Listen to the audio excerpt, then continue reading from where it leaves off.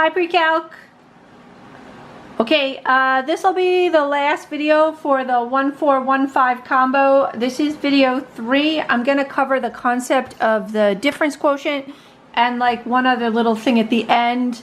I'm really picking and choosing my battles because pre-calc is an enormous amount of material, and I want to just highlight what is really important and hopefully cover some other topics too, but definitely have you totally prepared for calculus. And difference quotient is incredibly important for calculus because when you see how a limit is taken and you look at the formal definition of a limit, you'll see that the limit as h goes to 0 of the difference quotient is the derivative, which is an enormously amazing concept. So this topic's super important. It's going to be on test 1. It's going to be on your final. Please make sure you understand it. If you want to just know a little bit of the background, and not too much, but a little bit of background, is that this is how you write the slope in function notation. In function notation. So instead of saying y2 minus y1 over x2 minus x2 minus x1, you're doing the same thing in function notation. Okay, so that's what that represents, and again, it's a subpart of finding the derivative in calculus. Okay, under the formal definition, there's other quicker techniques that you can do. Okay, so let's go ahead and do this before I chat up my whole video. So what we want to do is plug this function into this definition. This is the definition, so we want to go from here to here. So f of x is this guy. So I have this piece here, which is this guy, but I don't have this guy here. And this is, you're going to create this guy off of this template. This is basically saying, let your x become x plus h. Let your x become x plus h. So everywhere you have an x, you want to let it become x plus h. It's a substitution. You're changing the guts or the inside of the problem. So here, x is going to become x plus h. So everywhere there's an x becomes an x plus h, and whatever you did to x, you're now going to do to x plus h. Okay, so we now just created f of x plus h. I'm going to like write it here. I'm going to fill in this formula.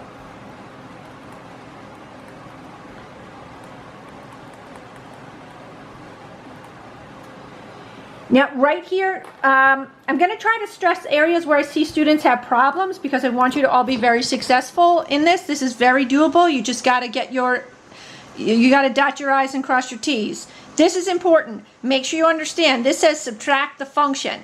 What some students do is they subtract just the first guy. You're not just subtracting the first guy of f. You're subtracting this guy and this guy and this guy. Make sure you take them all away. They're all negative, right? So I tend to put up a bracket here.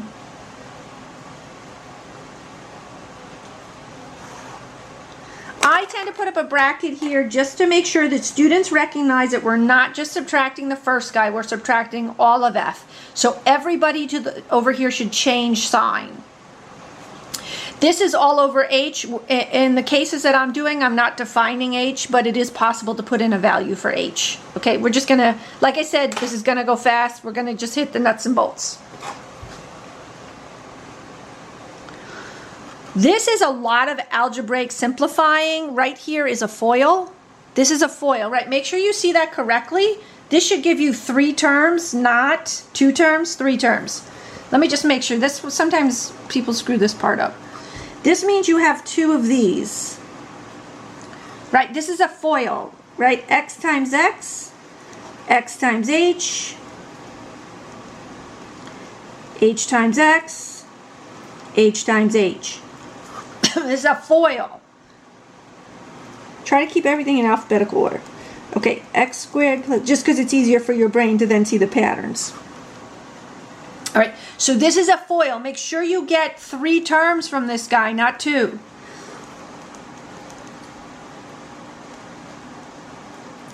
All right, a distribution on the 3. All right, negative to everybody.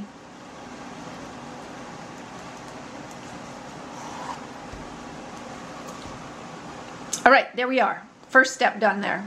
Well, I don't know if that's first step, but lots of steps done there. Now you want to combine like terms. Hold on, we need a little coffee. Ooh, that coffee's good today. All right, combine like terms. So x squared minus x squared. These go away. That's a like term. Did you see any more? This guy goes.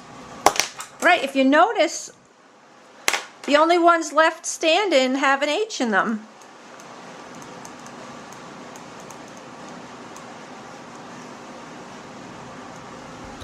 And we're not done yet, okay? You got another step on this guy. You have to make sure that your fractions are completely reduced. So last step here, factor out the h.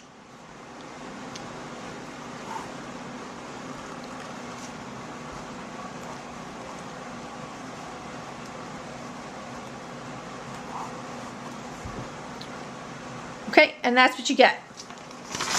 There's always lots of math videos online too, so you guys have lots of extra resources. The Khan Academy, there's so many now, I don't even know them all. But if you feel like you need more examples, please Google online and find more lectures. I just didn't want to cut and paste videos from off the web because I want to hit specific points and show you specifically what you need. And sometimes there's fluff, hanging around. I just want to just tell you, you need this, you need this, you need this, right? So you're getting the hit list of what exactly you need to know. All right, let's do this game again, okay? I'm now going to do a fraction. Fractions obviously are a bit more difficult, but we can handle this. We got this. Right, so same idea. You have this guy, right? This is f of x. You need to make this guy. And just like before, x is going to become x plus h. So this x right here, this dude hanging out right here, is going to change from x to x plus h. And everything you did to x, you now do to x plus h. So this is the setup. Now we're going to plug all of these into here, into the definition of the DQ, which is not Dairy Queen in this case.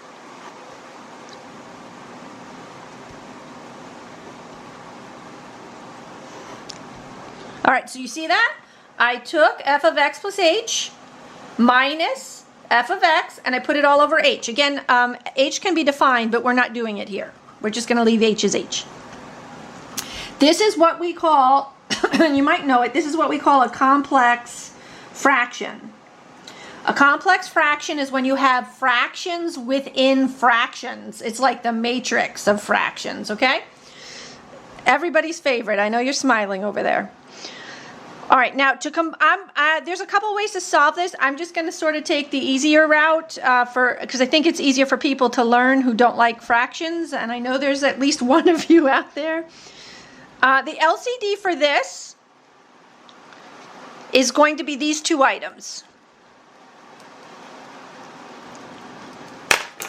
All right, so now I have to balance it. So this one, they both need the same LCD. So this one's missing the x plus 2. You have to give it up down because that's like multiplying by 1. It doesn't change the fraction. And this one needs the x plus h plus 2, x plus h plus 2. I'm just going to hang out on the top of this complex fraction for now. So here we go. We're going to simplify just the numerator for the moment. Distribute the 3 in here. So you're going to get 3x plus 6. Let me actually put it all over the denominator. If I switch things and you're wondering why, I have a tendency to write things that look simpler to me and more sophisticated in the back. That's just, if you have this the other way, that's fine. There's no like, that's how my brain writes patterns. Your brain will have its own little nuances as well. Now be careful here because you're subtracting this. So when you distribute this 3, you're actually distributing in a negative 3 to all of these. Okay, so just watch that nuance. Multiplying them all by negative 3. All right, there we go. Got that step down. Go ahead and reduce because that's going to make you feel better. Right? This is not going to look so complicated when you reduce. Calms the nerves a little bit.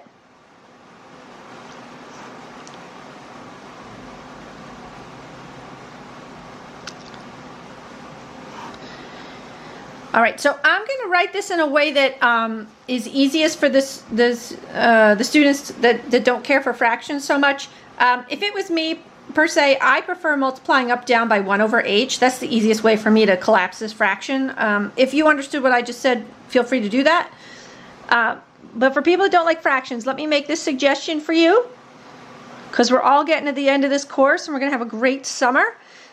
This will make this easiest for you. Take the top fraction. Think of it as the, how I want your brain to think about it. Think about it as the top fraction divided by the bottom guy. Think about it like that. So the top fraction divided by h. And of course we need more paper because these are incredibly long. Okay. And you know, if you have division, that can flip to multiplication like that, right? You flip it to multiplication, the one on the right. And now you can just cross out the h's. And I know this video will cut me off if I talk too much. The last one cut me off. Okay. And we get that. That is the final answer. Okay? All right. Those are two difference quotients for you. There's one other thing. I was going to assign as homework, but I'm just going to do it with you. I'm going to do it with you and not assign it for homework. So let's do this one together. All right, you see this guy right here? This guy here. The question is, determine the open intervals on which the function is increasing, decreasing, or constant. And I want to do this because I want you to understand how to analyze the domain in certain ways. So let's start with where the function is increasing. The intervals on which the function is increasing. All right, so make sure you understand the question. It wants to know for what domain, for what x values is the y values going up. Okay, for which x values is y doing a certain thing. So if you notice, this part of the graph is going up. So the domain that refers to these y values would start at 1 to infinity. So the f is going up when the x is these values, when the domain is these values. All right, let's do when f is decreasing. All right, so the graph is coming down here. So it's asking what domain, what x values for where the graph is coming down. Do you see it? So the x values would be from negative infinity to negative 1, because for these x values, the graph is coming down. All right, and then the last question, constant, if I can spell it. There we go, constant. Okay, constant means it's flatlining. It's like cross-country skiing, it's flatlining. So it's asking for what x values are the y values constant. So it would be right in here, and that would be in between negative 1 and 1. So this is what the y is doing. Y is increasing, decreasing, or constant. And this is the x values for which it's doing that particular thing. So it's, I just added that little scratch. So that's what that means. So you're sort of looking at it from a different perspective. Okay, let's talk homework. Like I said, I'm really nuts and boltsing this. This is an incredible amount of material to learn in 6 weeks. This is really, this is a hyped out McDonald's or whatever you want to call it. All right, so let's talk about homework. So for 1.4, I'm going to have you do, you know, in the first lecture we talked about domains. So I want you to do number 5, number 7, and number 9. I'm going to suggest that you maybe make this look like this, and this one also look like this, because as a schematic, it might be easier to tell if it crisscrosses or not, like if it's a domain or not. Okay, so I'm giving you 5, 7, and 9. I'm also going to give you, remember we talked about domain of an equation, that's also in this section. So I'm going to give you 47 through 55. Right, let's see if there's anything else. I'm just grabbing what's super important. All right, over here, still on 1, 4. Oh, okay, they put a 2 in there for x. Okay, I want you to try it anyway. So instead of that being an x value, you're going to put a 2 in there. I think you guys can figure that out. You guys will let me know if you can. And I can make a video for that. But you're going to do it just the way we did it, but instead of putting an x here, put a 2, and it's also going to simplify out differently. I'm going to suggest also, just because I want you to do one the way I did it, I'm going to suggest you also do 74. So let me just change my homework list. So we're going to do 73 and 74 on this guy. Okay, so you do one. Oh, that has the x in it too. Hold on a second. That's too much work. That's a cube. That's a cube. No, we're not going to win on this, folks. We're not going to win. Just do it with the 2. It doesn't have exactly what I need. All right, just do it with the 2. Maybe, let me suggest, maybe try it with x plus h, and then at the very end you can plug in the 2. Maybe start it as f of x plus h, and then put the 2 in at the end. Just a suggestion. All right, let's see here. 1.5, I'm not having you do too much